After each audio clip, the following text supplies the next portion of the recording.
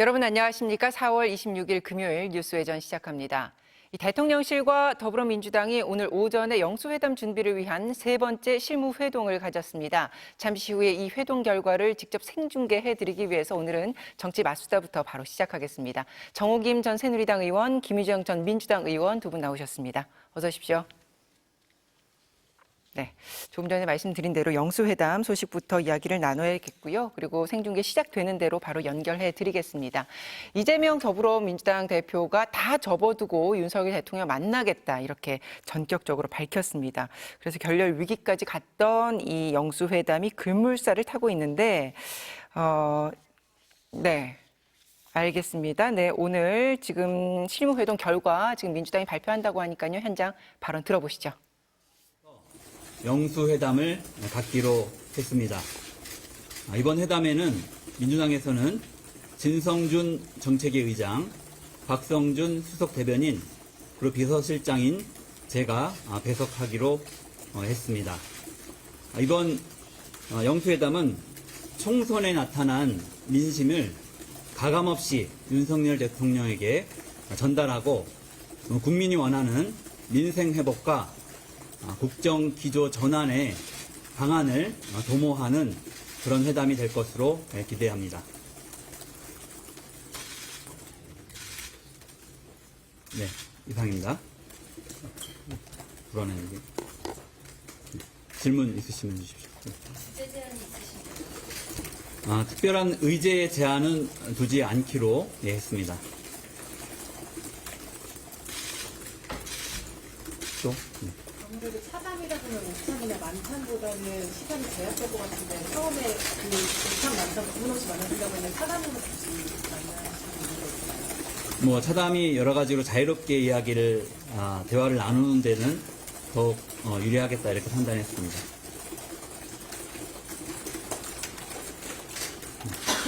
또? 의제가 없이 만나면 아침에 대통령께서 시간이 아쉽다는 말씀을 하셨지만 자칫 성과가 없게 되면 더 클 수도 있는데 이 부분은 어떻게? 제가 여러 차례 주요한 의제를 제안을 했고 그 제안된 의제에 대해서 대통령실의 검토 의견을 이제 요구를 했었는데 잘 아시는 것처럼 대통령실에서 의제에 대한 검토 의견을 제시하지 않았습니다. 아시는 것처럼 그런 문제로 회담이 계속 지연되는 것보다는 국민들이 민생이 너무 어렵고 힘든 상황이고 절박하기 때문에 시급하게 해결 방안을 두 분이 만나서 논의하는 게 좋겠다라고 하는 이재명 대표의 결단이 있었고 그에 따라서 의제에 대한 사전에 조율은 좀 부족한 편이지만 그래도 만나서 대화를 통해서 해결 방안을 시급히 찾자라는 취지로 회담을 갖게 되었습니다. 그러면 그 의제들을 그동안 언급됐던 의제들을 그 회의에서 나눴던 의제들 다 가지고 가서 거기서 논의하겠다라는 말씀이시죠? 네, 물론입니다. 그 지난 총선 과정에서 그리고 총선 이후에 여러 차례 저희 당에서 이야기했던 많은 우리 국민들의 총선 민심으로 전달한 이야기들이 있습니다. 그건 기자분들께서도 잘 아실 것이라고 생각이 들고요. 그런 총선 민심이 반영된 의제들에 대해서 가감없이 대통령께 전달하고 방안을 찾도록 할 예정입니다. 그럼 그 방안을 찾도록 하자, 그 성과를 내자에는 대통령들도 동의를 한 건가요? 네, 그건 당연히 그 동의를 하셨기 때문에 회담을 하시는 거라고 생각하고 있습니다. 네. 그리고 지금 대표님과 당내에서 계속 국정 구조 변화 말씀하시는데요. 이게 어느 정도 수준이 좀 돼야 만족한 성과라고 볼 수 있을지. 네, 어쨌든 총선 민심에 나타난 핵심적인 그 국민의 뜻은 민생을 살리라는 것이고 두 번째로 국정 운영 기조를 변화하라는 것인데요. 국정 운영 기조의 변화에 있어서는 일방적인 국정 운영 또 윤석열 정부에서 그동안에 보여줬던 오만과 독성적인 태도의 변화 이런 부분들이 상징적으로 표현할 수 있을 것 같습니다. 또 그와 관련된 여러 가지 구체적인 현안들이 있을 텐데요. 그런 부분들에 대해서 의논을 하게 되고 이야기하게 될 것으로 기대하고 있습니다. 그러면 김건희 여사 특검법도 의제로 다루시게 되나요? 뭐 그런 특정한 의제를 제안하거나 뭐 어떤 의제는 하면 안 된다라고 이야기한 바는 없었습니다. 현실에서 그런 문제를 말씀하실 계획이신가요? 뭐 실무 협상 과정에서는 언급을 했었습니다. 네.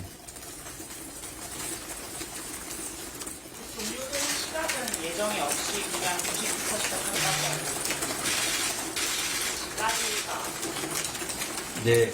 일단은 뭐 1시간 정도를 예상을 하고 있고요. 뭐 논의가 길어지면 1시간 반도 뭐 가능하지 않을까 이렇게 생각을 하고 있습니다. 문제가 되게 광범위할 것 같은데 시간 제약이 현재적으로 있다면 앞으로 추가 회장을 좀 여쭤보신다든지 이런 걸 정리해왔겠다는 공감들을 네, 그거는 제가 여기서 단정 지을 수는 없는 것 같고요. 예, 두 분이 논의하시는 과정에서 그런 필요성을 확인하신다고 하면 자연스럽게 그런 이야기가 그런 결과가 도출될 수도 있다고 생각을 합니다. 제가 단정 지을 부분은 아닙니다. 네. 영수회담을 위한 실무회동이 3차례에 걸쳐서 이루어졌고 오늘 이제 최종적으로 이게 의제에 있어서 진도가 나가지 않으니 의제 특별히 단정 짓지 않고 만나겠다 이렇게 해서 지금 마지막 결과가 나왔는데 요약해 보면 이렇습니다. 다음 주 월요일 29일 오후 2시에 대통령실에서 각각 3명씩 양측이 배석한 상태로 회담을 갖고 특별한 의제는 제안하지 않고 그리고 차담 형식의 1시간에서 1시간 30분 정도의 시간을 예상하고 형식을 진행하겠다. 그리고 민주당 입장에서는 총선 민심을 과감하게 전달하고 국정기조의 변화에 대한 어떤 논의에 대해서 기대를 갖고 있다. 뭐 이 정도로 요약을 할 수 있겠는데요. 어떤 대목이 눈에 들어오십니까? 국정 기조와 총선 민심 얘기를 하고 의제를 정하지 않았다고 하잖아요. 그러면은 모든 얘기를 다 할 수 있다라고 역설적으로 해석이 가능하고요. 그리고 2시에 만나다 보니까 차담인데 한 4시쯤 만나서 얘기를 하다가 만찬을 하고 하면서 심도 깊은 얘기를 할 생각은 애초부터 없었던 것인가. 그 부분이 좀 눈에 띄었습니다. 2시 차담. 예, 의원님은요? 좀 밥을 먹으면서 얘기를 좀 하고 1시간이 2시간 되고 4시간 될 수도 있는 건데 좀 아쉽죠. 또 정치는 또 밥 먹으면서 한다고들 하는데 네.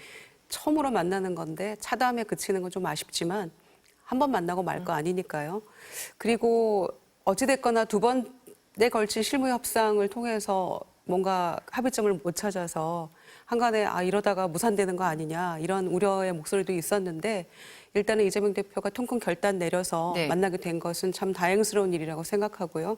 보따리 다 풀어놓고 얘기해야죠. 이렇게 된 마당이니까. 그래서 대표는 일단 그렇게 결정을 해서 만나기로 한 건 너무 잘된 일인데 다만 배석자들이 정책위 의장, 뭐 대변인, 비서실장이잖아요. 네. 당에서 굉장히 디테일하게 잘 준비를 해야 될 것 같아요. 대통령이 워낙 뭐 1시간 중에 59분 말씀하신다고 하니까 많이 얘기하시다 보면 접점을 어떻게 찾아야 될지도 모를 수 있고 또 그러다가 시쳇말로 얻어 걸리는 게 있을 수도 있겠지만 잘 준비해서 충분히 의견을 잘 전달하지 않으면은 대통령에게 또 이 답변에 눌려가지고 할 말 다 못하는 경우가 생기지 않을까. 1시간이라고 한다면 그런 우려도 있습니다만은 충분히 기왕에 다 이제 의제가 정해지지 않았으니까 오히려 할 얘기를 다 풀어놓을 수 있다는 점에서는 뭐 잘된 측면도 있다고 생각합니다. 그러니까 두 분 모두 이제 차담이다. 시간을 그렇게 길게 잡고 만나지 않는 이 부분을 좀 주목을 하셨는데 민주당이 조금은 강경한 모드로 계속 오다가 오늘 전향적으로 이재명 대표가 그냥 다 필요 없다 만나겠다 이렇게 입장을 바꿨지 않습니까? 이건 배경을 뭐라고 보십니까? 자칫하면은 회담이 어그러질 가능성도 있었고요. 저는 전략의 일환이라고 보는 것이 오히려 의제를 정하지 않고 만나겠다 그러면은 마치 또 야당 대표가 활수하게 뭔가를 양보한 것 같은데 들어가가지고 자기 하고 싶은 얘기 다 하면은 그 입을 막을 수도 없는 일이고요.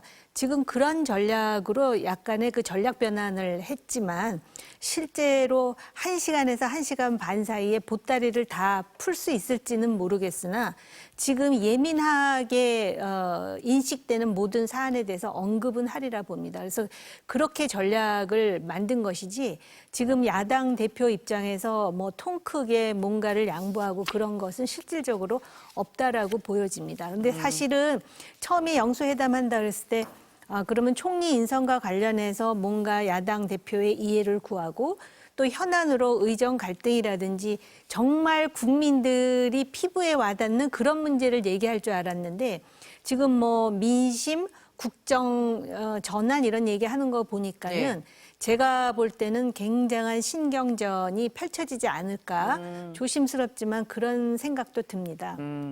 그러면 지금 조금 전에 말씀하신 뭐 총선 민심 과감하게 전달하겠다. 이건 어디까지 의제를 삼겠다 이렇게 읽을 수 있는 거라고 보세요?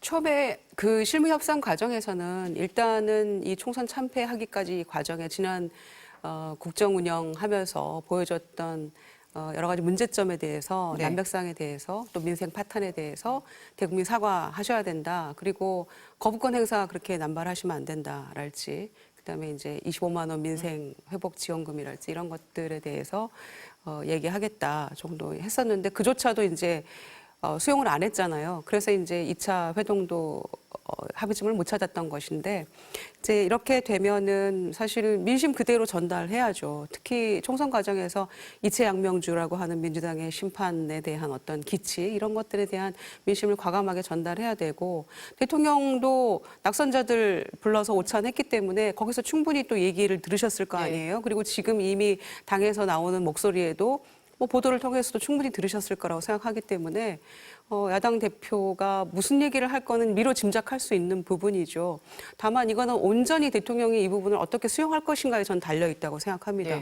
영수회담 처음 하는 자리라고 해서 그동안 잘 있었냐고 안부만 묻고 헤어질 건 아니기 때문에 굉장히 엄중한 자리이고 이 총선 패배 그다음에 지지율 추락이라는 심각성을 깨닫고 대통령이 제안을 한 거 아닙니까? 지난번에 우리 이 프로그램 딱 지나고 나서 10분 있다가 제안을 했던데 그런 상황 속에서 대통령이 민심을 저부터 경청하겠다라는 얘기도 했기 때문에 모든 거를 수용할 자세를 가지고 정말 이 마음을 열고 들어서 접점을 찾지 않으면은 그러면 이 영수회담의 의미가 없는 거죠. 그래서 다 열어놓고 얘기를 하자는 것은 한두 가지로 제안하는 것에 뭐 답을 달라 이런 얘기 답 못 준다 지금 이러다가 이제 그 합의점 못 찾았던 거잖아요. 그러니까 여기에서 오히려 다 얘기하고 대통령이 충분히 또 얘기를 하고 접점을 찾아야죠. 그렇지 않으면은 이게 열어놓고 얘기한다는 게 무슨 의미가 있겠습니까?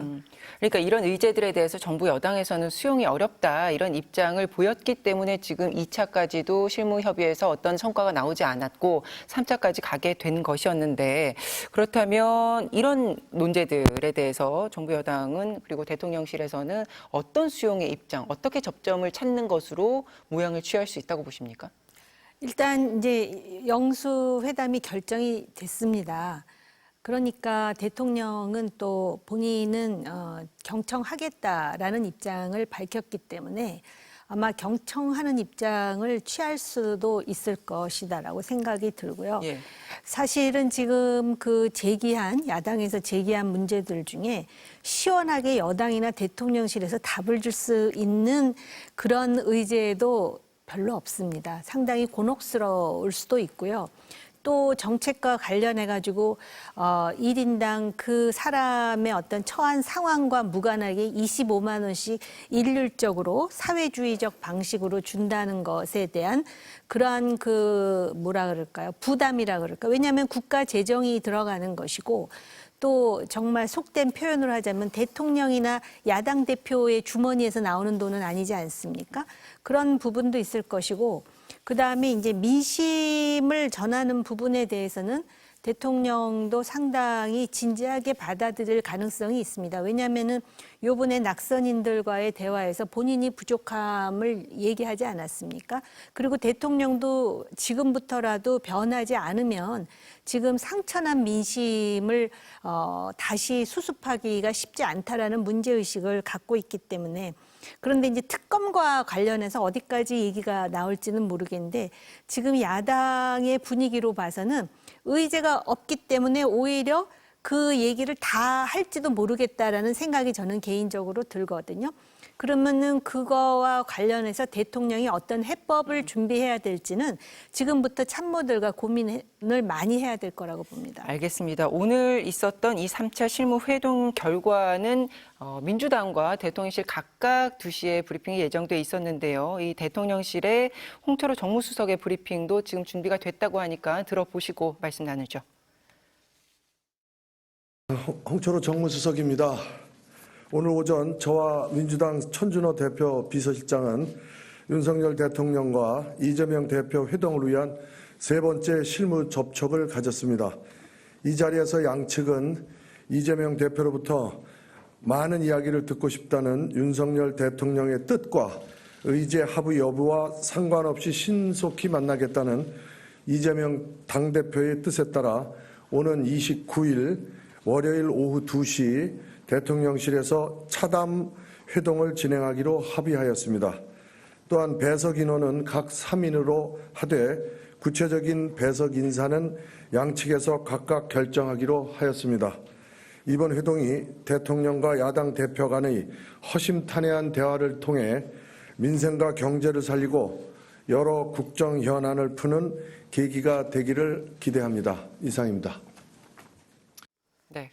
뭐 시기, 장소 이런 그 내용과 관련해서는 크게 다르지 않지만 이 시점의 차이는 좀 있는 것 같습니다. 대통령실에서는 어쨌든 대통령의 입장을 더 강조해서 얘기를 하네요. 많이 듣겠다라고 뭐 얘기를 하잖아요. 대통령께 많이 듣겠다고 얘기하셨다고. 그래서 아마 비서실장, 정무수석, 대변인 정도가 배석을 하겠죠. 정무수석은 지금 협상에 그 실무협상의 당사자였기 때문에 배석을 할 것 같고. 예.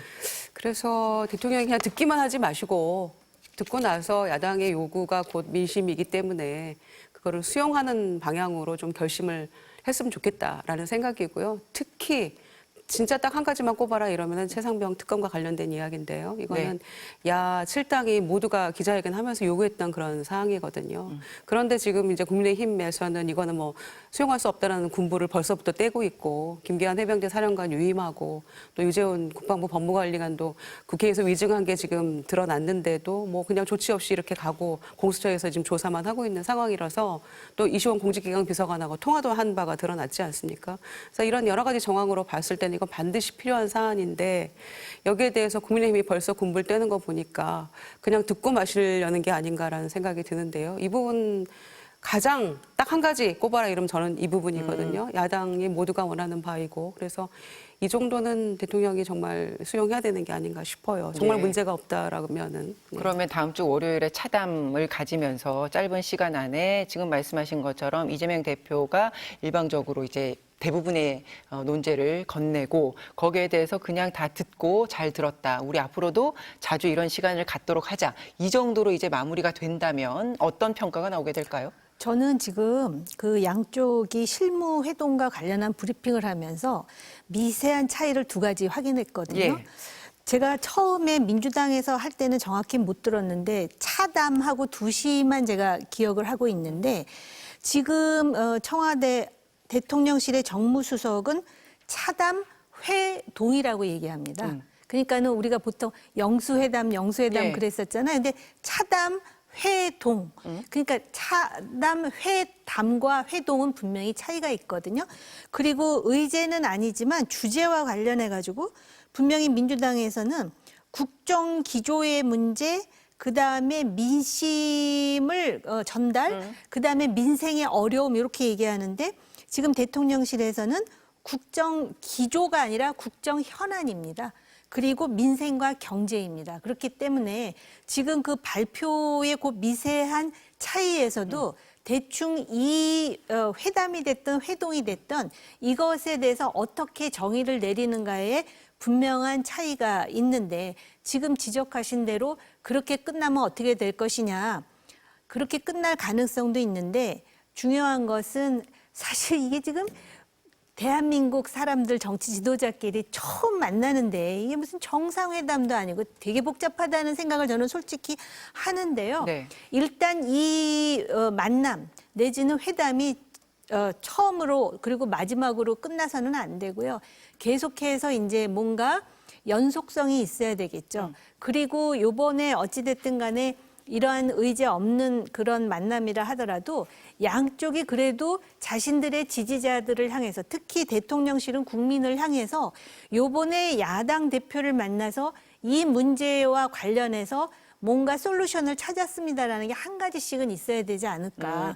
왜냐하면 다들 그렇게 얘기하거든요. 이제 만났다, 들었다, 얘기했다로 끝날 가능성에 대해서 많이 걱정하잖아요. 예. 예상하고. 그런데 적어도 한두 가지에 대해서는 공유하는 부분이 있잖아요. 당장 지금 의사들 뭐 대학병원도 그렇고요. 지금 그 특이라는 걸 만들었는데 의협이라든지 의대 교수는 지금 참여하지도 않는 이런 상황에서 지금 환자들이 특히 암 환자나 가족들이 지금 거의 절규하는 상황인데 정치라는 게 뭡니까? 그런 거를 해결해야 네. 된다는 점에서 적어도 총리 문제와 그 점에 대해서는 뭔가 우리가 그래도 머리를 맞대고 이거 하나는 해결했습니다라는 게 있어야 되지 않나 그런 생각이 듭니다. 그러니 지금 한두 가지 성과는 있어야 된다. 그거 그렇습니다. 구체적으로 얘기하기에 앞서 그러면 의원님께서 조금 전에 그 미묘한 단어 선택에서 나는 좀 차이를 느꼈다라고 하셨는데 그 함의는 뭐라고 해석하시겠습니까?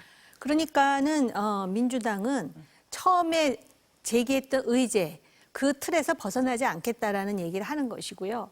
그다음에 대통령실은 적어도 이렇게 오래간만에 만났으면은 적어도 정책과 경제에 대해서 얘기하고 대통령실에서 불편해하는 거는 좀 얘기를 안 했으면 좋겠다라는 생각인데 정치라는 게 어떻게 불편하지 않은 얘기만 들을 수가 있겠습니까? 그러니까 불편한 얘기를 듣더라도 인내심을 가지고 이런 현안에 대해서는 해결하는 모습을 보여주는 게 지금 전부 지쳐있는 국민들한테 일말의 희망을 보여주는 길이다. 그 미묘한 차이에 담겨 있는 이 뜻에는 동의하세요? 뭐 실무 협상에서 합의를 못 찾았잖아요. 그리고 이재명 대표가 그냥 보자. 일단 만납시다 이렇게 된 거잖아요. 그러니까 그 미묘한 차이가 바로 그 합의를 찾지 못한 거에 대한 차이라고 저는 생각해요. 그러나 본질은 크게 달라지지 않는 것 같고요. 대통령께서 이제 듣겠다라고 다 듣겠다 이재명 대표가 말씀하시는 거를 그럼 듣고 말면 안 되죠. 그 자리에서 뭔가 얘기를 하셔야 될 거 아닙니까? 어느 정도라도. 그냥 이재명 대표는 의제와 관련 없이 특별한 의제 정하지 않았기 때문에 다 얘기했다. 대통령은 들었다. 이렇게 끝나는 게 무슨 의미가 있겠습니까? 이재명 대표의 전화번호도 저장했다고 하시잖아요. 그러니까 다음 만남도 정례화하는 그런 그 얘기도 좀 정했으면 좋겠고요. 네. 또 전화 통화도 수시로 하면서 예. 현안 얘기합시다. 이러면은 얼마나 좋겠습니까? 이 갈등 양상 속에서 담비 같은 소식인데 좀 뭐 하나라도 결론을 좀 내렸으면 좋겠어요. 정례화라도 좀 결론을 내렸으면 좋겠어요. 예, 듣고 결론. 말지만 말고요. 예. 그러면 그 의제 가운데서는 가장 그래도 성과가 날 가능성이 높은 의제 하나를 꼽는다면요? 그러니까 저는 야당 입장에서는 야칠당 입장에서는 반드시 해야 되는 게 최상병 특검인데 지금 국민의힘 군불 떼는 걸로 봐서는 이건 수용하기 어려운 걸로 보여져요. 그래서 만약에 그게 아니라면 저는 의정 갈등 문제 그 국회 안에서 빨리 풀어야 되고요. 왜냐하면 예. 피해자가 너무 지금 늘어나고 있고 환자들이 방법이 없어서 지금 희생이 계속 진행되고 있는 상황이라서 그 부분이랄지 아니면은 교육, 노동, 연금 개혁 이런 문제는 국회 안에서 지금 휙 대안 없이 던져놨는데 그런 부분들도 좀 풀어가야 될 문제죠. 그래서 그런 거가 가장 필요한 게 아닌가. 그리고 대통령의 이제 전향적인 어떤 태도 변화 이런 것들, 뭐 기자회견도 하고 이런 것들을 좀 전반적으로 얘기를 해야 되지 않을까 싶습니다. 예. 알겠습니다. 의원님도 아까 말씀하셨던 것처럼 의대 증원 이 부분만큼은 어떻게 성과를 좀 봐야 되기도 하고 볼 수도 있는 가능성이 높다. 이렇게 정리를 하겠습니다. 가능성이 높은지는 모르겠는데 그런 거 하라고 정치인들 예. 뽑아주는 거 그럼 아니겠습니까? 가능성이 제일 높은 의제는 뭡니까? 그걸 해야죠. 일단 당장 눈앞에 지금 그 가장 시급한 현안이 그거라면은 일단 그거 하고 그다음에 정치 현안 물론 다 민생과도 연결이 되고 뭐 여러 가지로 연관이 있는 그런 주제입니다만은 첫 술에 배부르지 않습니다. 그리고 아까 정례화 해야 된다 그러셨는데 정례화 안 될 거예요. 알겠습니다. 이게 민주당에서 이제 오늘 이재명 대표가 다 접어두고 대통령 만나겠다. 오늘 아침에 이 발표를 한 것을 두고 타이밍상으로 이제 민주당의 전략적인 측면에서 봤을 때 굉장히 적절했다. 뭐 이런 평가도 나오던데 거기에 대해서는 어떤 생각이세요? 그렇죠. 그러니까 저도 어느 정도 그러니까 허심탄회하게 일단 만나서 다 터놓고 얘기합시다라고 할 수도 있겠지만 그렇다고 해서 첫 만남에서 여러 가지가 다 문제인데 어느 정도 의제의 접점은 찾아야 된다. 그리고 그 테두리 안에서 얘기를 하되 의제에 없는 얘기를 왜 하는 거죠? 라고 할 수는 없는 거 아닙니까? 영수회담인데. 그래서 그런 정도의 어떤 그 의제를 좀 정하다라는 차원이었는데 그조차도 접점이 안 찾아지니까 이제 결국 이렇게 된 거잖아요. 그래서 저는 이게 무산됐을 경우에 네. 또 양쪽의 질타가 가해질 것이고 사실은 대통령이 어떤 것이든 수용하겠다라고 해서 하는 게 맞았죠. 그게 예. 정답이었는데 그렇게 수용이 안 되니까 이재명 대표가 결단을 한 거라고 저는 생각합니다. 이게 무산될 수도 있었죠, 사실은. 예. 도저히 민심을 그대로 받들지 않는 대통령실의 뭐 그 변하지 않는 모습 때문에 이거 할 수 없다라고 할 수도 있었어요, 사실은. 그런데 전격 결정한 것은 굉장히 잘한 일이라고 생각하고요. 일단은 만나서 얘기를 네. 해봐야죠. 제가 기운데요. 배석자가 양쪽에서 3명이나 있다라고 하는 거는 네. 지금 그 속 깊은 단독 회담의 생각이 없다는 뜻으로 해석도 가능하거든요. 심지어는 뭐 다른 나라와의 정상회담에서도 같이 하고 그다음에 또 단독 회담도 하고 그러는데 모르겠습니다. 이번에는 차담하다가 또 마음이 맞아갖고 단독으로 또 얘기가 나오면 좋겠는데 그게 예. 아니라면은 끝난 다음에 각자 무슨 얘기를 할지 벌써부터 각자들 준비하고 있는 것 같다라는 느낌도 저는 개인적으로 듭니다. 알겠습니다. 다음 주 월요일 오후 2시입니다. 바로 결과가 나올 테니까 그때 또 이야기를 이어가고 정부 여당 이 쇄신 이야기를 해보겠습니다. 이번 주 월요일 조간신문의 헤드라인이 윤 대통령 정치하겠다 이거였습니다. 영수회담 논의가 이어졌고 또 국민의힘 낙선자들을 만나서 쓴소리들도 들었는데요. 윤 대통령의 쇄신 의지와 움직임을 중간 평가해 보겠습니다. 두 분은 대통령의 변화를 얼마나 느끼고 계십니까? 변화를 느끼는 거는 영수회담 제안 정도라고 봐야겠죠. 그런데 그것도 정말 총선 참패에 대한 어떤 제대로 된 분석을 통한 회담 제안인지 아니면은 지지율이 지난주에 급락하고 나니까 아차 싶어서 이제 영수회담이라도 하자 이런 차원인지 모르겠습니다만은 총선 참패 이후에 제가 두 가지는 빨리 해야 된다라고 하는 게 영수회담 해야 되고 그다음에 취임 2주년 맞아서 기자회견 자주 해야 된다. 이제 그런 말씀 드렸었는데 그중에 하나는 어찌됐건 우여곡절 끝에 일단 만남은 이루어진다고 하니까 참 다행이라고 생각하는데요. 이런 식의 한 번에 사람이 변할 수는 없겠지만 그래도 민심이 이렇다는 거를 느끼니까 조금씩 변화가 조짐이 보이는 거잖아요. 실제로 변할지는 모르겠습니다. 회담 결과를 봐야지 알겠는데요. 그래서 이런 것들 그리고 당에서 터져 나오는 이제 쓴소리들 이런 것들이 대통령도 느끼는 바가 있으시겠죠. 그리고 결과로서 이렇게 나온 거 아닙니까? 네. 여당에서 이런 참패는 뭐 전례 없는 일이니까요. 그래서 그 민심을 제대로 받들기 위해서는 야당 대표를 통해서 특히 뭐 조국 대표도 뭐 강조했습니다만 192석의 야당의 맏형인 민주당의 대표가 이렇게 만나서 고스란히 민심을 전달하는 것에 대해서 수용하는 자세가 이제 저희는 변화의 어떤 시그널로 알 수 있을 텐데 지금은 어찌됐건 영수회담을 제안한 것으로도 조금이라도 변하려고 노력했다. 뭐 그 정도로 예. 이해하고 있습니다. 의원님은 어떤 대목에서 변화를 느끼고 있다 평가하시겠습니까? 앞으로 변화를 뭐 느낀다기보다도 저는 개인적으로 변화를 더 보여줘야 된다라는 느낌이 드는 것이 영수회담도 좋고 또 지금 좋은 아이디어를 말씀하셨는데 취임 2주년에 그 기자회견을 통해서 본인의 진정성을 보여줄 수 있으면 그것도 참 좋은 방법이라고 생각이 드는데요. 지금 총선이 끝나고 뭐 인선이라든지 또는 당내의 어떤 그 지도부가 만들어지는 상황에서 과연 변한 것인가를 의심하게 만들고 또 국민의힘을 비판적으로 보는 사람들이 국민의힘과 대통령은 절대 변하지 않았다라는 빌미를 줄 만한 일련의 상황도 또 지금 개진되고 있단 말이죠. 그래서 변화라는 거는 모르겠습니다. 지금은 또 다른 시대이기 때문에 다 누구나 자기 과거 경험 가지고 얘기하는데 제가 볼 때 이러한 상황에서 변화를 추구했던 그 리더십을 보면은 진짜 저 정도로 변했어라고 할 정도로 완전히 그 바꾸는 그런 일련의 그 상황을 만들거든요.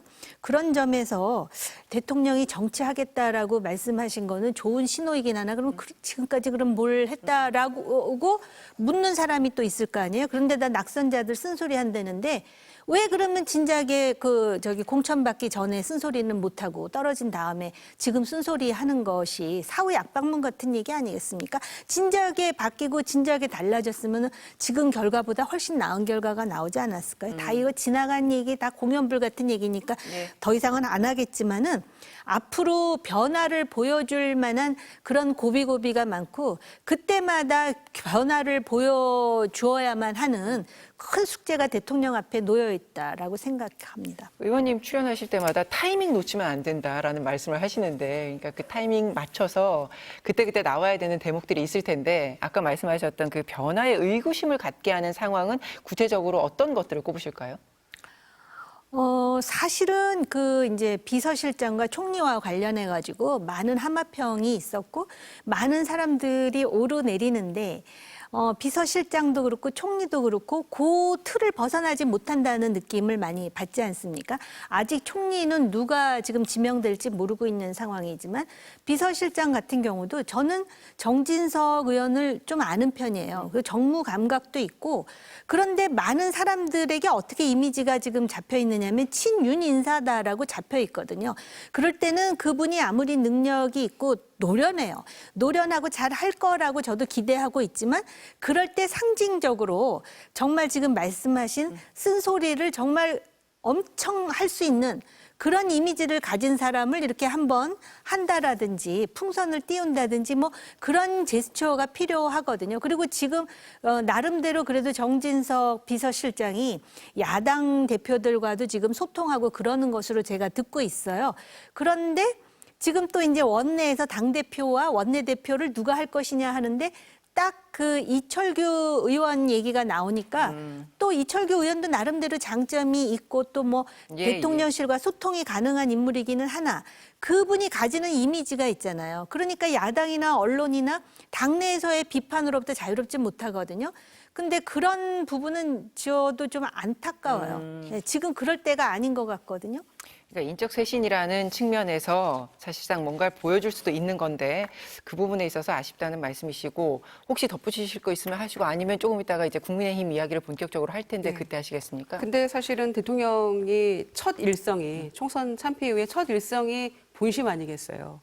그런데 그 본심을 듣고 보니 변할 것 같지 않다라고 사람들이 기대 난망하게 되는 것 같아요. 국무회의 모두 발언 말씀하시는 걸까요? 그렇습니다. 예. 그래서 내가 잘했다는 거잖아요. 방향이 맞다는 건데 좀 디테일을 좀 잘못한 것 같아. 장관들 잘해봐봐. 뭐 이런 거잖아요. 국민들이 좀 체감할 수 있게 좀 잘 설득하고 이해하실 수 있도록 평균적인 국민의 눈높이에서 이런 얘기가 이어서 나오기 때문에 우리가 너무 큰 기대를 했나 이런 생각을 여전히 하게 되는 것이고요. 그리고 당선자들 뭐 전화해가지고 축하한다고 하면서 그러나 방향은 맞지 않냐 이런 얘기를 했다고 하니까 참 절망하게 되는 거죠. 총선 이후에 그런 행보 때문에 지지율이 그렇게 지난주에 나온 거 아닙니까? 그래서 첫 일성이 한 일주일 만에 나왔는데 대통령이 이 총선의 민심을 이렇게 읽고 있다는 것에 대해서 더 실망하고 절망한 국민들이 그렇게 의견이 수렴됐다고 생각하고요, 지지율로. 그래서 정말 변하지 않는구나라는 생각을 하면서도 일단은 월요일 영수회담에 어떤 모든 기대를 한번 걸어보는 거죠. 기대가 크면 또 실망도 크겠지만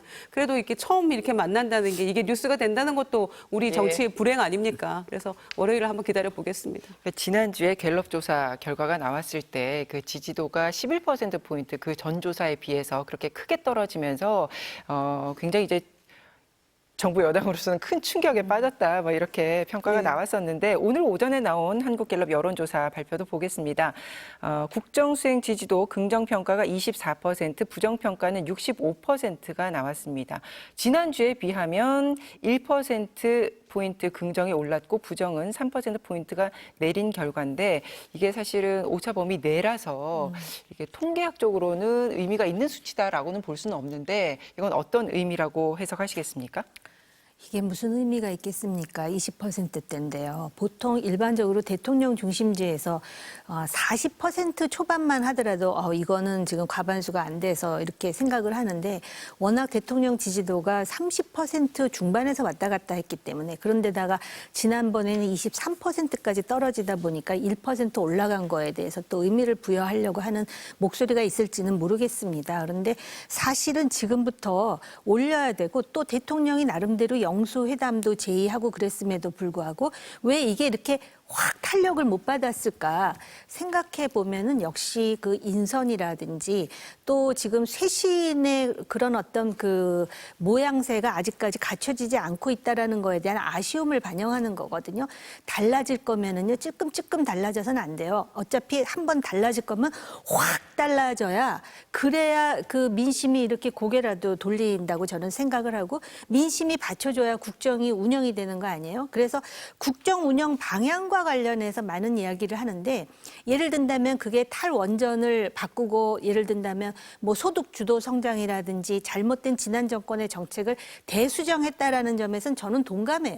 근데 그 방법론과 관련해 가지고선 상당히 민심을 자극하거나 또는 그 국민들의 동감을 얻지 못했다라는 것이 문제라고 한다면은 지금 이 24%는 진짜 오차 범위 내고 아무 의미도 없습니다. 이거 일단 30% 중반으로 올려놓고 그다음에 40%로 올려야 내년에 있을 수 있는 보궐선거에서 뭔가 그 모멘텀이 마련되고 그 다음에 지방선거, 그 다음에 대선, 그 다음에 또 총선에 그 나름대로 기틀을 잡지 이렇게 되면은 지금 그러잖아요. 낙선자를 중심으로 이러다 우리 다 망한다고.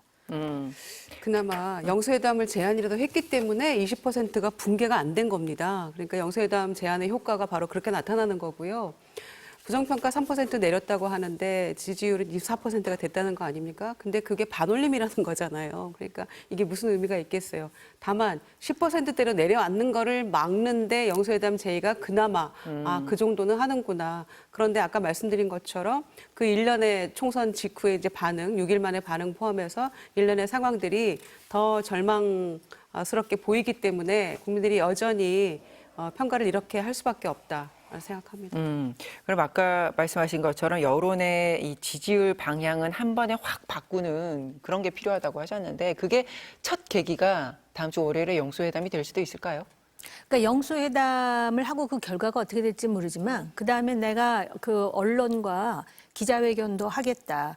그다음에 총리는 이런 사람을 뽑겠다 해서 계속 스텝을 밟아야 될 것 같아요. 한두 번에 끝나지 않을 것 같고 또 솔직히 조금 예민한 문제이긴 하지만은 대통령 배우자 문제와 관련해서도 굉장히 그 민심이 상당히 안 좋은 측면인데 그거와 관련해서도 내가 과감하게 요번에 이걸 하겠다. 지금 민정수석 얘기만 나오잖아요. 근데 뭐 특별감찰관이라든지 제2부속실 그건 너무 이제 상투적인 얘기가 돼버리긴 했지만 내가 그만큼 이 문제를 심각하게 받아들이고 있고 이것과 관련해서 더 이상 국민들께 걱정을 끼치는 일이 없도록 내가 이렇게 애를 쓰고 있습니다라는 거를 보여주는 것도 상당히 그 신뢰를 이렇게 다시 올리는데 도움이 될 거라고 저는 생각해요. 그리고 특히 대통령이 개입할 일은 아니지만 당의 새로운 시스템을 만들 때 낙선한 사람이라고 하더라도 수도권 인사들을 많이 등용해가지고 수도권 중심으로 민심에 아주 민감하게 받아들이고 민첩하게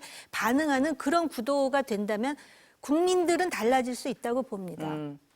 이 여론의 향배가 한 번에 바뀔 수 있는, 뭐 한 번에 물론 바로는 아니겠지만 그래도 방향성 자체가 바뀔 수 있는 요소들을 꼽아주시면요. 아니 딱 두 가지 얘기할 수 있어요. 김건희 여사 특검 받는 거예요.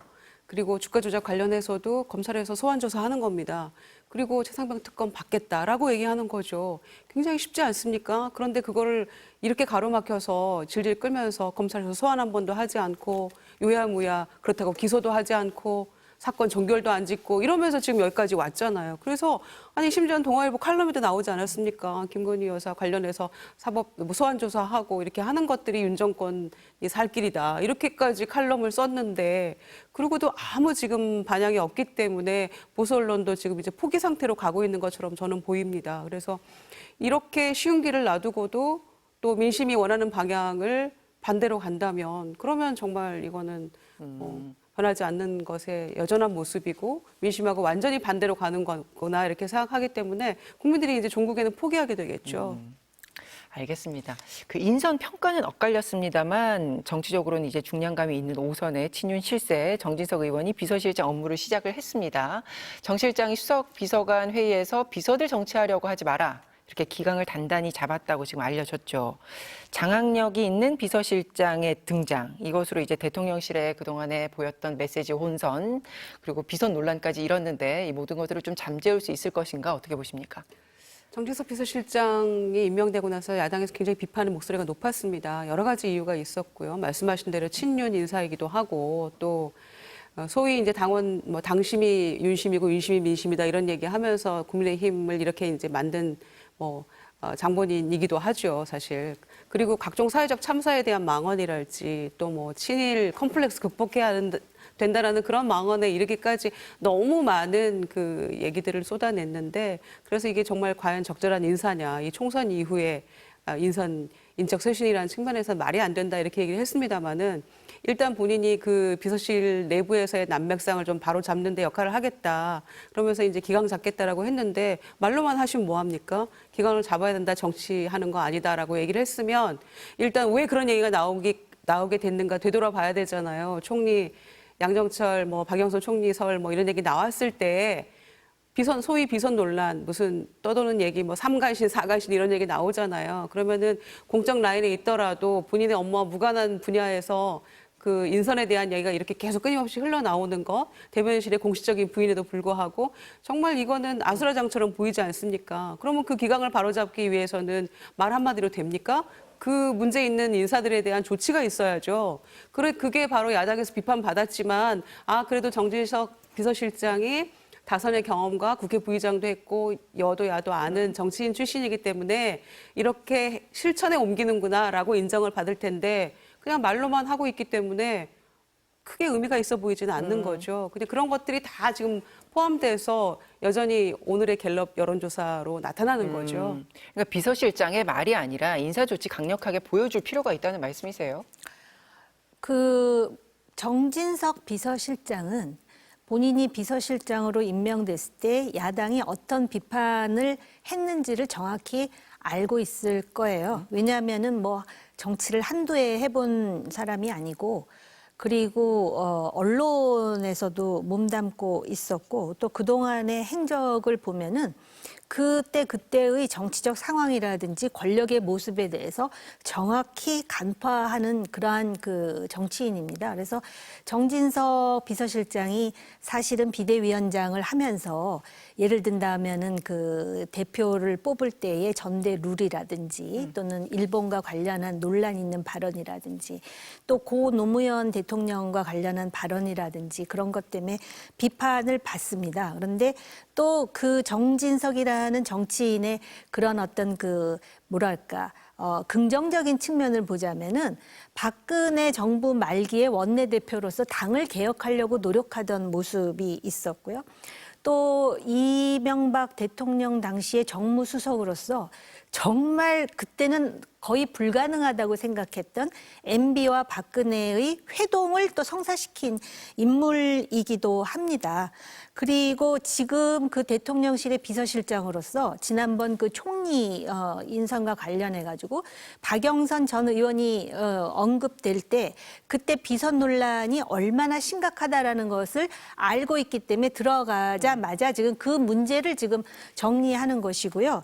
다른 건 모르겠지만 자기가 처한 특정한 위치에서 한 가지는 해왔다라는 그런 레코드를 가지고 있기 때문에 지금 비서실장 뽑은 사람 지금 와서 비판한다 그래서 비서실장 그만둘 것도 아닌데 저는 그래서 비서실장으로서 그 비선 논란을 잠재우고 그다음에 대통령실에 매우 혼란스러운 그런 시그널만 정리하는 것으로도 그리고 여기에 한 가지 추가한다면은 비서실장으로서 근데 비서실장 이전에 5선 의원이었고 그다음에 국회 부의장까지 여기만 비서실장을 하기에는 그릇이 좀 컸습니다. 그런 차원에서 대통령에게 쓴소리를 해서 대통령이 바로 가는 모습까지를 보여준다면 그동안 그가 받은 비판을 상당 부분 불식시키는 계기가 될 것이다라고 이야기하고 싶습니다. 예, 충분히 그 가능성이 있다고 보시는 거예요? 그 무게감이라든지 그동안의 행적을 봐서 그 가능성이 있다고 보고 그걸 해야 된다고 봅니다. 지금 보수 정당을 살리기 위해서. 알겠습니다. 국민의힘 이야기 해보겠습니다. 국민의힘이 총선 참패 보름 만에 패인 분석 토론회를 열었습니다. 경기도를 포기한 경포당, 40대를 포기한 사포당이라는 비판이 나왔고요. 그리고 당과 반대로 했더니 내가 당선이 됐다. 이런 쓴소리가 대거 쏟아져 나왔습니다. 먼저 들어보시겠습니다. 그러니까 이제 수도권을 포기한 정당이 됐고 영남 자민련 소리를 들어도 그렇게 크게 이상하지 않을 전체 의원의 3분의 2 이상이 영남과 관련된 또 영남 출신이 될 수밖에 없는 그런 면에서 충청까지 포함한 수도권 정당의 가능성이 과연 앞으로 있겠느냐. 경기도를 포기한 정당이다. 경기도를 포기해가지고는 뭐 일당이고 다수당이고 아예 불가능한 거거든요. 어쩌다가 경포당이 됐느냐. 강북에서 어떻게 당선됐냐, 거기 험진대 어떻게 당선됐냐 물어보셨을 때 뭐 여러 가지 이유가 있겠지만은 굉장히 현상적인 이야기만 드리면 우리 당이 하는 거 거의 반대로만 했습니다. 제가 솔직히 말해서 2조 심판 얘기 입 밖으로도 꺼내지 않았고요. 그 다음에 당에서 내려온 현수막 4년 동안 한 번도 저걸지 않았습니다. 네, 국민의힘이 이걸 몰랐었나, 이게 만시지탄이다 이런 얘기도 나오는데 어떻게 들으셨어요? 그러니까 다들 저 그 참패 그 원인에 대해서 분석하는 토론회를 보고 그걸 몰랐었어라고 다들 반응하는 것 같아요. 그걸 왜 이제 와서 다 만시지탄 뭐 이런 얘기들을 다 하는 것들이 일상인 것 같아요. 근데 뭐 지금이라도 저런 얘기를 터놓고 하고 바꿀 수 있다면 또 이제라도 하는 게 맞겠죠. 근데 그럴 가능성이 있을까요, 과연? 그러고 나서 나오는 원내대표 뭐 이철규 의원 얘기 나오니까 진짜 황당하다고 생각하는 거죠. 그래서 이 목소리들이야말로 이게 이제 민심을 제대로 전달하는 목소리인 거죠. 특히 뭐 금방 여기 싱크에는 안 나왔습니다만 뭐 김종혁 후보 같은 경우에는 뭐 이재명 조국도 싫지만 대통령은 더 싫다 뭐 이런 취지의 이야기들을 가는 데마다 많이 들었다라는 거잖아요. 그러니까 본인들이 본인의 능력과 후보로서의 자질 이런 것과 무관하게 정말 이 민심이 싸늘한 거를 느꼈을 때 절망감이 더 컸을 거예요, 아마 후보들이. 그런데 그분들도 사실은 방송에 나와서 계속해서 이 정권에 대해서 방어하고 쓴소리 안 하던 분들도 있거든요. 근데 이제 와서 그런 얘기 하는 게 무슨 소용이야라는 비판을 또 그분들도 들을 만한 분들이 있어요, 보니까.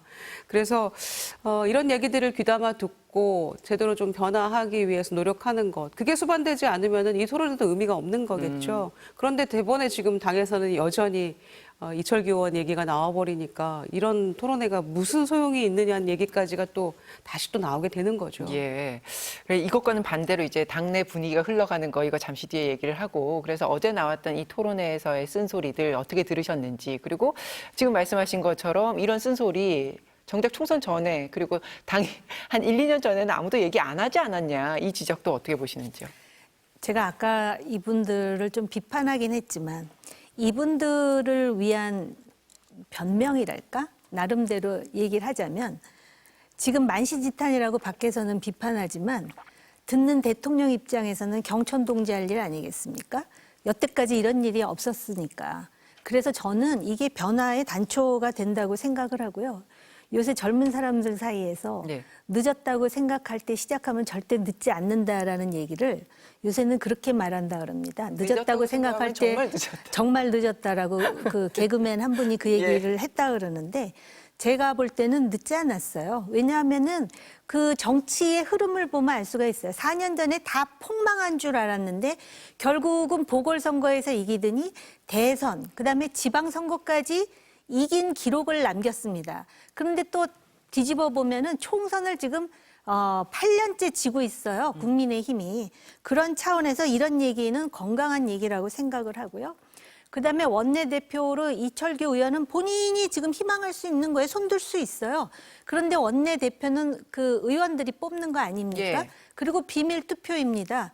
과거에는 뭐 강력한 힘이 작동한다 이런 말들 했지만 과연 그분들이 어떤 소신으로 뽑느냐에 따라서 전혀 생각지도 않았던 결과가 나올 수 있고 또 제가 볼 땐 뭐 김태호 의원이 관심을 가진다 그러는데 김태호 의원이야말로 물론 경남에서 당선됐지만 자기 지역구도 아닌 사지에 가서 뛰어가지고 정말 값진 승리를 한 기록을 만든 사람이거든요. 네. 그렇기 때문에 과연 지금 현재 금배지를 달고 간 의원들이 어떤 인식을 가지고 있는지를 좀 볼 필요가 있고요. 단지 조심스러운 건 그 사람들은 다 TK 아니면 PK 아니면 강남 뭐 3구 이런 데서 뽑힌 사람들이기 때문에 의식이 좀 다를 수도 있죠. 그러니까는 당선자들, 우리 당선자 모임이니까 축하받겠다라고 생각 없이 얘기하는 사람도 있고 또 TK나 PK에서 당선되면서 왜 그렇게 지금 그나마 TK와 PK가 우리를 받쳐줘서 이나마 이렇게 의석을 확보한 것인데 왜 수도권이 그들을 악마화하느냐라고 반론을 펴는 사람들도 예. 있는데 정말 뭐랄까 국민의힘의 현실을 안다면은 정말 아는지 모르는지는 이번에 원내대표 선거할 때 누가 되는지를 보면은 예. 알 수 있지 않을까 그런 생각도 듭니다. 의원님은 국민의힘의 원내대표 이철규 수수로 가게 될 거라고 보세요? 어떻게 보세요? 그렇게 해서는 안 된다는 것이 여론인데 예. 그게 민심인데 만약에 후보로 나서서 투표를 하면 또 갈 것 같아요. 그게 이제 비극의 시작인 거죠. 이렇게 참패에 대해서 절절하게 원인 분석을 하고 우리 이제 반성하고 당이 이렇게 가면 안 된다라고 다들 염려하고 경험담들을 쏟아내고 있는데도 당에서 여전히 아무 일 없는 것처럼 친윤 특히 핵관 중에 4분 중에 1명인 이 이철규 의원이 그대로 간다? 황소구 보궐선거 끝나고 사무총장들 내려놨죠. 그리고 총선 과정에서 인재영입위원장하고 또 공간위원도 하고 이렇게 했던 사람인데 원내대표에 또 나선다. 이거는 참패 원인 분석 이런 토론회를 100번 하면 뭐합니까? 이게 전혀 반대로 가는 이 모습을 통해서 민심이 저 당이 변화가 있구나라고 느낄 수 있겠습니까? 그리고 모두가 수도권에서 뭔가 의석을 얻지 못하면 이 당에는 희망이 없다라고 다들 얘기 이구동성으로 하고 있는데 예. 이제 영남 원내대표가 윤재욱 의원, 직전에 주호영 의원 있었으니까 이제는 강원도로 가는 겁니까? 물론 뭐 강원도 출신 원내대표 좋죠. 그런데 그 문제 한계는 바로 윤핵관이라는 측면에서 그렇게 가서는 안 된다라는 민심에 완전히 반하는 거니까 다들 비판하는 거 아닙니까? 내부에서도 비판의 목소리가 따갑게 나오고 있고 뭐 야당이나 또 여론에서도 그런 것들이 다 여론조사 결과로 반영이 되는 것인데 이렇게 간다고 했을 때 과연 토론회에 나와서 그렇게 막 쏟아냈던 사람들이 어떤 생각을 할까요? 더 절망하게 되겠죠.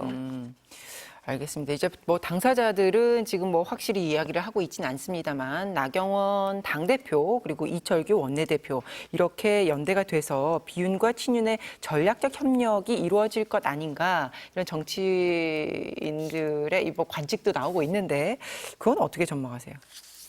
아니 그러니까 정치라는 거는 어떻게 보여지느냐가 상당히 중요하거든요.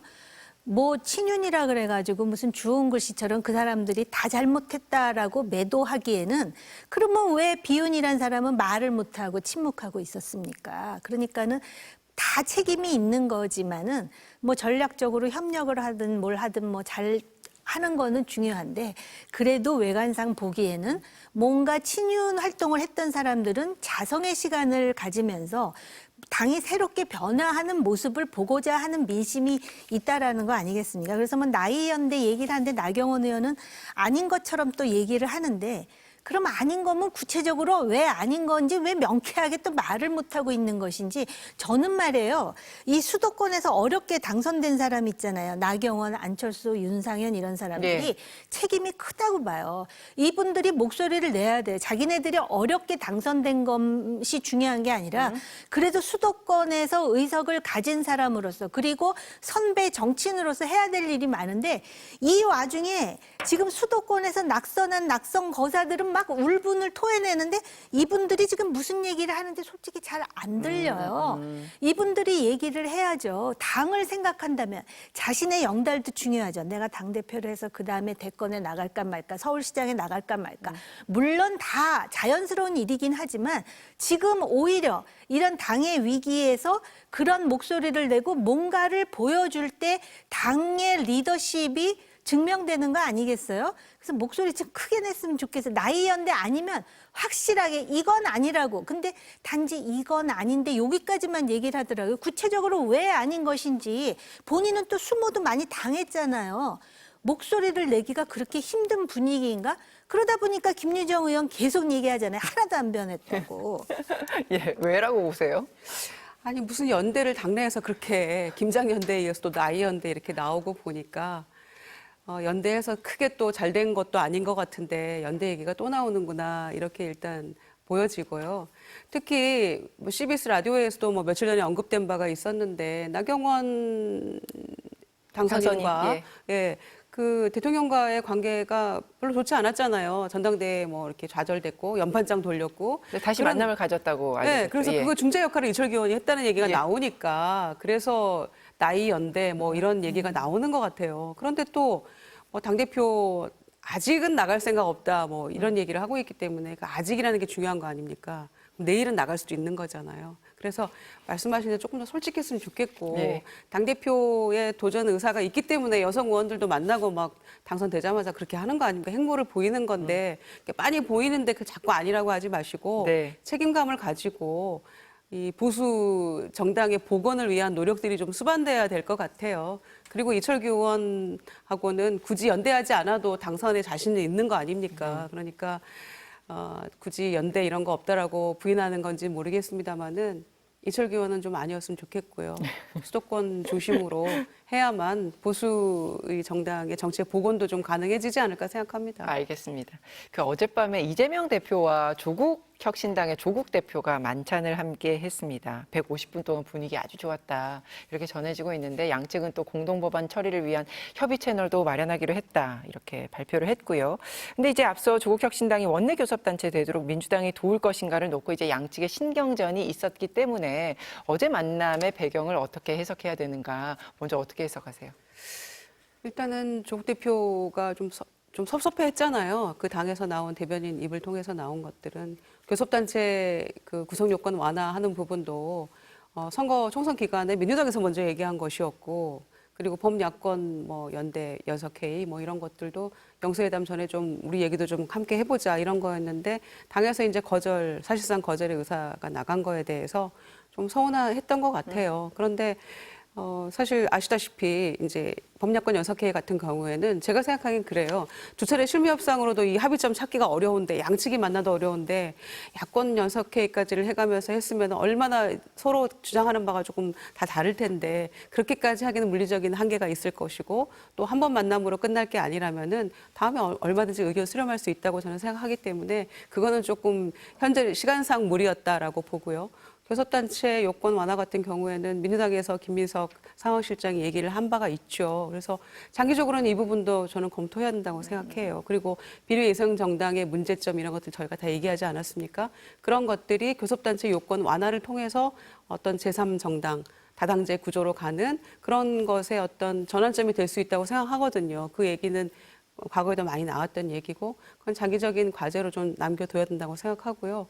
협력적 경쟁 관계인 거죠. 조국 대표가 먼저 통합이나 이런 건 없다라고 먼저 선언하지 않았습니까? 그러니까 지금 당장에는 그래도 이제 제3정당, 3정당 12석 가진 정당이기 때문에 패스트트랙이나 또는 뭐 안건조정위원회나 이런 데서 역할이 분명히 있을 거예요. 그래서 그런 것들을 협력적 경쟁 관계로 나아가는 거죠. 일단 통합 이런 건 없다라고 먼저 선언했기 때문에 서운할 수는 있었을 것 같아요. 네. 어제 만남 어떻게 보셨어요?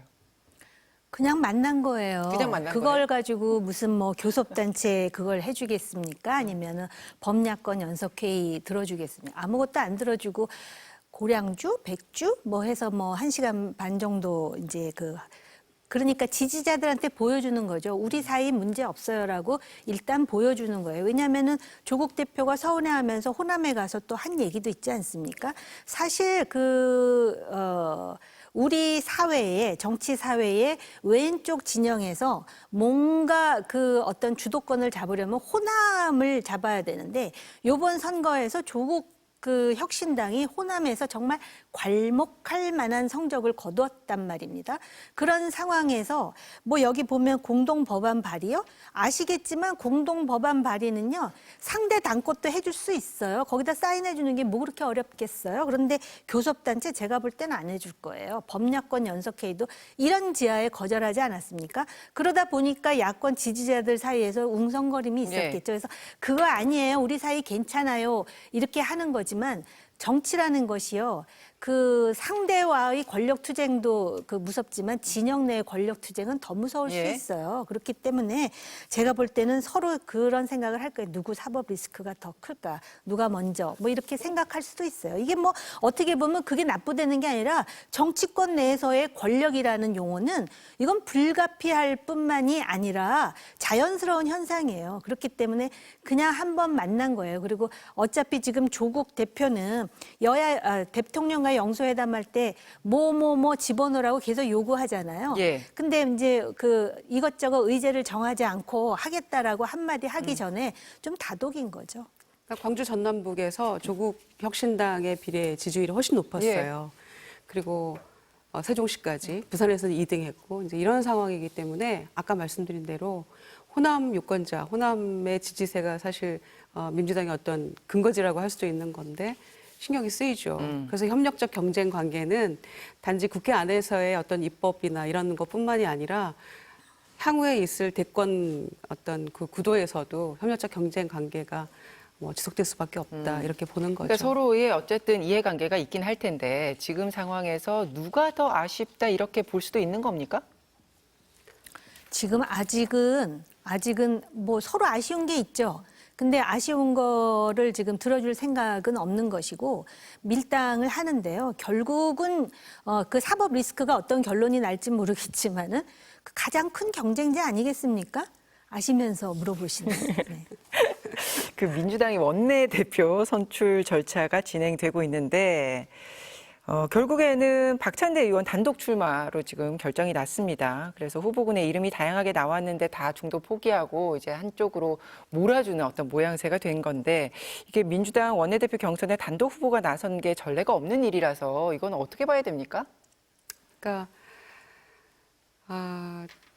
원내대표 선거가 가장 어려운 선거 아닙니까? 의원이 100명이라 치면은 찍어주겠다는 사람 다 합치면 한 400~500표 나온다고 하잖아요. 후보가 한 서너 명일 경우에. 그 정도로 어려운 것인데 가장 어려운 유권자인 것 같아요, 의원들이. 근데 아무리 흐름이 이를테면 강한 후보가 누군가로 보여지더라도 도전자는 있기 마련이었거든요. 그런데 이번에는 다들 포기한다는 선언만 하고 있어서 참 유례없는 일이 일어나고 있구나 생각해요. 그래서 민주당의 모습 같지는 않아요. 저는 좀 아쉬운 점이 있고 박찬대 의원이 이를테면 굉장히 당선 가능성이 높다고 보여지더라도 또 누군가는 도전하면서 경쟁 구도를 보여주는 것이 또 당선됐을 때 힘이 더 실리기도 하고 이러거든요. 근데 소위 이제 사람들 얘기하는 것처럼 명심이 어디에 있느냐 이런 걸 해가지고 거의 찬반 투표로 간다는 거 아닙니까? 그러니까 이런 모습은 민주당의 모습 같지는 않아서 굉장히 저는 좀 어색하고요. 바람직하지도 않아 보입니다, 사실. 그래서 누구든지 도전할 수 있고 또 경쟁하면서 그게 이제 굉장히 당이 건강한 모습이라고 저는 생각하는데 또 한편으로는 그냥 어차피 될 사람인데 굳이 그냥 추대 분위기로 가자 이렇게 얘기할 수도 있겠습니다만은 장기적인 안목에서는 저는 그거는 조금 바람직하지는 않은 것 같고요. 마치 도전하는 것이 이미 정해져 있는데 도전하는 게 대역죄인인 것처럼 이렇게 폄하돼서는 안 된다는 게 제 생각입니다. 의원님 이렇게 말씀하실 것 같은데요. 이재명의 사당화가 이렇게 이루어진 마당에 이거 너무 뻔한 예견된 일 아니었어요? 이렇게 하실 아니요, 것 같은데. 그뿐만이 아니라 지금 완곡하게 말씀을 하셨지만 네. 그 민주당 내에 의식을 가진 정치인들은 다 저렇게 얘기해요. 저건 문제거든요. 왜냐하면은 헌법에 당내 민주주의가 보장이 되는데 지금 주요 요직은 말할 것도 없고 그리고 본인은 또 연임할 수 있다는 거 아닙니까? 이재명 대표. 근데 그것도 모자라서 이제 원내대표는 결국은 찐명 중에 상찐명이 되는 거예요. 나머지는 지금 스스로 안 한다라는 형식을 취하면서 이거 부끄러운 줄 알아야 돼요. 민망한 줄 알아야 돼요. 어제 제가 무슨 모임에서 그 얘기를 했더니 오히려 민주당 인사가 그렇게 말해줘서 고맙다고. 그러니까 다 알아요. 이게 지금 잘못돼 가고 있다라는 거를. 근데 이거는 진짜 오만이고요. 이게 바로 이재명이라는 정치인의 권력 운용 스타일인 거죠. 그런 권력 운용 스타일을 가지고 있으면서 윤석열 대통령의 저 권력 운영 스타일 거의 유사하지 않습니까? 그러니까 이거는 정말 그 뭐 묻은 개가 뭐 묻은 개 비판한다는 소리 나올 수 있어요. 이건 아닙니다. 더군다나 민주당이라는 이름 걸고 하는 정당이 이렇게 한다는 게 이거 진짜 부끄러운 일이죠. 그 국회의장 후보군들의 친명 경쟁 이것도 지금 이제 그것도 그 비판적으로 연장선 보시고 속에 있어요. 있는 것이죠. 그러다 보니까는 추미애 의원에 대한 호불호를 떠나서 그 추미애 국회의장이라는 그 자체를 지금 부담스러워하나라는 해석들이 많이 나오고 있지 않습니까? 국회의장 지금 분위기는 어떻게 보고 계세요? 사실 상임위 활동을 하다 보면요. 상임위원장도 좀 왜 그렇게 편파적으로 하세요라고 비판하거든요. 예. 그렇게 하면 안 되잖아요라고 의원들이 양당에서 얘기를 하거든요. 가급적 조금 중립적인 견제에서 해달라. 그러나 상임위원장이 그렇게 하기는 사실 조금 어려운 측면이 있죠. 그런데 역대 국회의장들의 어떤 그 활동상을 반추해 보면 자꾸 하신 이만석 국회의장이 뭐 과거 당신이 속했던 자당편 들지 않고 그냥 꿋꿋하게 소신을 지켜가지고 나중에는 의장 2번 하셨습니다마는 양쪽에서 다 존경받는 그런 국회의장이셨죠. 이제 그런 이만석 의장 같은 그런 국회의장의 탄생을 기대하는 것이 민주당으로서 무리일까 이런 생각이 드는 지금 작금의 모습이어서 단순히 국회의장이라는 것은 중립을 지키라고 당적도 그 탈당도 하는 거 아닙니까? 예, 예. 그런데 지금 모습은 그런 모습이 아닌 것 같아서 좀 아쉬움이 크고요. 투쟁력, 추진력 이것뿐만 아니라 정치력도 보여야 되고 또 여야를 아우르면서 협상하는 협상력도 있어야 되기 때문에 그런 국회의장을 좀 기대해야 될 텐데 저는 지금 나온 후보군에서 과연 그게 가능할까? 매우 회의적입니다, 저는. 그런데 그래도 가장 유력한 분위기는 또 다른 어떻게 후보가 있을 수 보여서요? 있겠죠. 또 다른 후보가 나올 수도 있다고 보세요? 아니 박지원 당선인 같은 경우에 저는 얼마든지 국회의장 할 수 있는 분이라고 생각해요. 왜냐하면은 과거의 탄핵 과정에서의 어떤 그런 협상력이나 추진력이나 이런 거 봤을 때도 가능한 이야기고요. 뭐 지금 거론되는 세 분들이 자발적으로 다 이재명 대표 마음이 나야겠다 이렇게 얘기하면서 또 누구는 또 강성 당원들은 또 누구 지지하고 이렇게 양상을 보이고 있습니다만은 얼마든지 저는 제4의 후보, 제5의 후보도 나올 수 있다고 생각하고요. 우원식 의원 같은 경우에도 또 도전하겠다는 거잖아요. 그러니까 저는 이렇게 의장 후보가 이렇게 많고 이렇게 과열되는 양상을 보이는 것도 굉장히 특이한 양상인 것 같아요. 그렇지만 또 여러 분들이 나와가지고 경쟁하면서 또 이번에 결선 투표까지 가니까 과연 여야를 아우르면서 또 국회의장으로서의 어떤 그런 모습을 제대로 보여줄 수 있는 역할을 정말 잘할 수 있는 중립적인 견제에서 의장의 역할을 할 수 있는 그게 국회의 품격도 지키는 길이니까요. 누가 있을까 고민하면서 의원들이 판단해야 될 것 같습니다. 끝으로 의원님도 그럼 가장 적절한 국회의장 후보 추천하신다면요? 제가요?